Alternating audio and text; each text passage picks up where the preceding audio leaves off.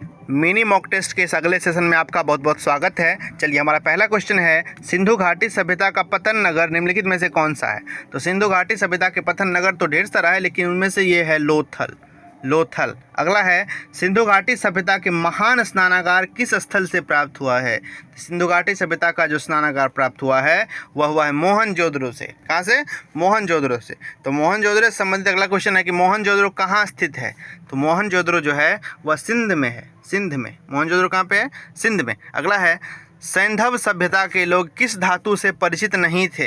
तो सैंधव सभ्यता के जो लोग थे वह लोहा से परिचित नहीं थे। लोहा, इसको एफी बोलते हैं। लोहा से परिचित नहीं थे। अगला है, सिंधु घाटी सभ्यता की लिपि कौन सी थी। तो सिंधु घाटी सभ्यता की लिपि जो थी वह पढ़ी नहीं जाती थी।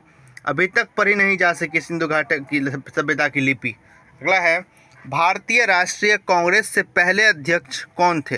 तो भारतीय राष्ट्रीय कांग्रेस जो एक पार्टी बनी थी, उसके जो पहले अध्यक्ष बने थे वो बने थे व्योमेश चंद्र बनर्जी।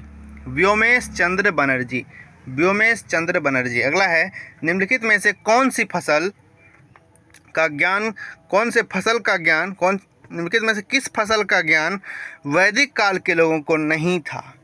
इसमें से कौन सा फसल है जिसका ज्ञान वैदिक काल के लोग, तो वैदिक काल के लोग जौ का फसल उगाते थे, गेहूं का उगाते थे, चावल के बारे में जानते थे, लेकिन तंबाकू के फसल के बारे में नहीं जानते थे। इसलिए इसका राइट आंसर हो जाएगा तंबाकू। अगला है, आयुर्वेद का उल्लेख सर्वप्रथम मिलता है कहाँ पे।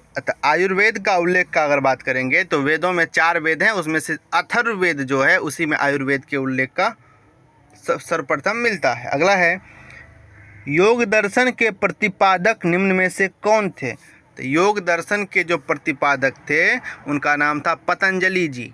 योग दर्शन के जो प्रतिपादक थे उनका नाम था पतंजलि जी। अगला है, चलिए नेक्स्ट में हम लोग देखेंगे।